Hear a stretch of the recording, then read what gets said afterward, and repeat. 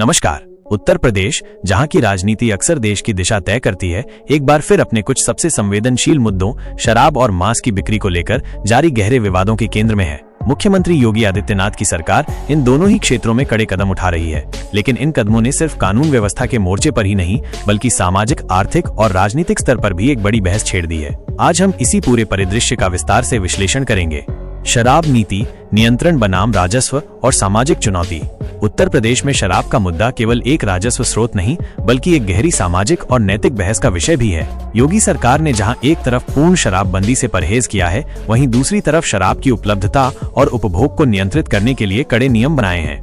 सरकार का पक्ष, योगी सरकार का कहना है कि उनका लक्ष्य राज्य में अनुशासन और शांति स्थापित करना है। इसी उद्देश्य से धार्मिक स्थलों, स्कूलों और प्रमुख राजमार्गों के आसपास से शराब की दुकानों को हटाने या स्थानांतरित करने के निर्देश दिए गए हैं। सरकार का तर्क है कि इससे सार्वजनिक स्थानों पर शराब का सेवन कम होता है, सड़क दुर्घटनाओं में कमी आती है और समाज में एक संयमित माहौल बनता है। वे राजस्व के नुकसान से बचते हुए समाज में सकारात्मक बदलाव लाना चाहते हैं। सरकार का मानना है कि ये जनभावनाओं का भी सम्मान है, क्योंकि एक बड़ा वर्ग इन स्थानों के पास शराब की बिक्री का विरोध करता रहा है। विरोध के स्वर और चुनौतियां। हालांकि सरकार के इन फैसलों को लागू करने में कई व्यावहारिक और राजनीतिक चुनौतियां सामने आई हैं। शराब विक्रेताओं का विरोध। बड़ी संख्या में शराब की दुकानों को बंद करने या दूसरी जगह ले जाने के फैसलों से हजारों शराब विक्रेताओं पर सीधा असर पड़ा है। इन व्यापारियों ने बड़े पैमाने पर विरोध प्रदर्शन किए हैं, ये तर्क देते हुए कि इससे उनके रोजगार और व्यापार पर सीधा संकट आ गया है। वे सरकार से मुआवजे या वैकल्पिक समाधान की मांग करते रहे हैं। अवैध शराब का बढ़ता कारोबार। कुछ क्षेत्रों से ऐसी खबरें भी आई हैं कि सरकारी सख्ती के बाद अवैध और नकली शराब का कारोबार बढ़ा है। यह न केवल सरकार के राजस्व को नुकसान पहुंचाता है बल्कि लोगों के स्वास्थ्य के लिए भी गंभीर खतरा पैदा करता है, जिससे कई बार जान माल का नुकसान भी हुआ है। यह कानून व्यवस्था के लिए एक नई चुनौती बन गई है। समाजवादी पार्टी सपा की आलोचना। सपा के नेता लगातार सरकार पर आरोप लगाते रहे हैं कि वो शराब नीति में पारदर्शिता नहीं बरत रही है और उसके फैसले चुनिंदा है। वे ये भी कहते हैं कि सरकार राजस्व कमाने के चक्कर में अवैध शराब के कारोबार को नियंत्रित करने में विफल रही है, जिससे गरीबों की जान जा रही है। राजस्व का संतुलन। सरकार के लिए शराब राजस्व का एक बड़ा स्रोत है। ऐसे में पूर्ण शराबबंदी या अत्यधिक सख्ती राजस्व में भारी कमी ला सकती है, जिसका असर राज्य के विकास कार्यों पर पड़ेगा। सरकार को इस संतुलन को साधने में लगातार चुनौतियों का सामना करना पड़ रहा है।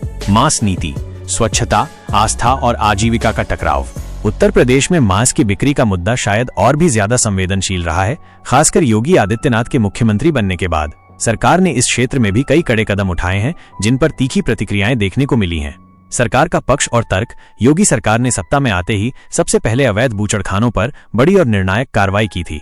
सरकार का मुख्य तर्क ये था कि ये बूचड़खाने पर्यावरण संरक्षण नियमों का उल्लंघन कर रहे थे, स्वास्थ्य और स्वच्छता मानकों पर बिल्कुल खरे नहीं उतरते थे और उनसे निकलने वाले अपशिष्ट से नदियों और पर्यावरण में भारी प्रदूषण फैल रहा था। इसके अलावा भाजपा और योगी आदित्यनाथ स्वयं गौ रक्षा और शाकाहार के प्रबल समर्थक रहे हैं, जिससे इस कदम को धार्मिक और सांस्कृतिक आस्था से भी जोड़ा गया। सरकार यह भी स्पष्ट करती है कि वैध और लाइसेंस वाले बूचड़खानों और मांस की दुकानों पर कोई रोक नहीं है, बशर्ते वे सभी नियमों का सख्ती से पालन करें। विरोध और आपत्तियां। सरकार के इन फैसलों पर कई वर्गों से गंभीर आपत्तियां और तीखी प्रतिक्रियाएं सामने आई हैं। मांस व्यापार से जुड़े समुदायों का असंतोष। लाखों लोग, खासकर मुस्लिम समुदाय के लोग, जिनका जीवन यापन पारंपरिक रूप से मांस के कारोबार से जुड़ा है, सरकार के इस फैसले से सीधे प्रभावित हुए। उन्होंने इसे अपनी आजीविका पर हमला और भेदभावपूर्ण कार्रवाई बताया।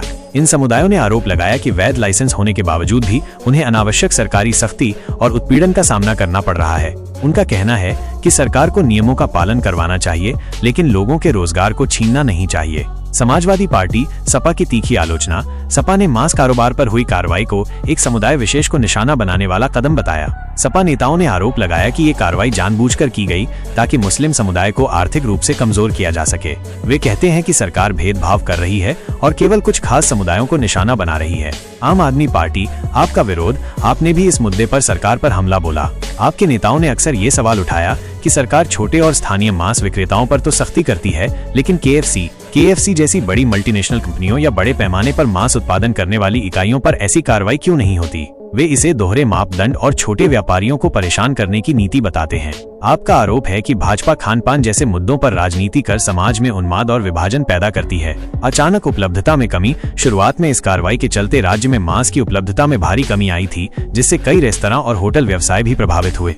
सामाजिक और राजनीतिक प्रभाव, उत्तर प्रदेश की बदलती तस्वीर। शराब और मांस की बिक्री पर योगी सरकार के इन कदमों का उत्तर प्रदेश के सामाजिक, आर्थिक और राजनीतिक परिदृश्य पर गहरा और दूरगामी प्रभाव पड़ा है।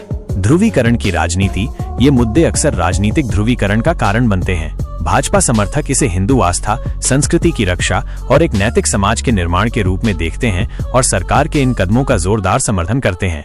वहीं विपक्षी दल और प्रभावित समुदाय इसे भेदभाव, आर्थिक नुकसान और व्यक्तिगत स्वतंत्रता पर हमला बताते हैं। कानून व्यवस्था का सवाल, सरकार इसे कानून व्यवस्था में सुधार के रूप में पेश करती है, लेकिन अवैध शराब और अवैध मांस की तस्करी की खबरें भी चुनौतियां खड़ी करती हैं। आर्थिक प्रभाव, जहां सरकार का तर्क है कि वैध व्यापार को बढ़ावा मिल रहा है, वहीं बड़ी संख्या में लोगों के रोजगार छिनने और व्यापार प्रभावित होने की शिकायतें भी लगातार आती रही हैं। बदलती जीवन शैली, कुछ लोग इन नीतियों के बाद शाकाहार की ओर रुख कर रहे हैं, जबकि कुछ अन्य समुदायों में अपनी खान पान की आदतों को लेकर भी एक तरह का दबाव महसूस किया जा रहा है। कुल मिलाकर उत्तर प्रदेश में शराब और मांस की बिक्री का मुद्दा केवल व्यापार या उपभोग का नहीं, बल्कि आस्था, आजीविका, राजनीति और सामाजिक ताने बाने का एक जटिल संगम है। योगी सरकार इसे अपनी सुशासन और सांस्कृतिक राष्ट्रवाद की नीति का हिस्सा मानती है, जबकि विपक्षी दल इसे भेदभाव और आर्थिक उत्पीड़न के रूप में देखते हैं।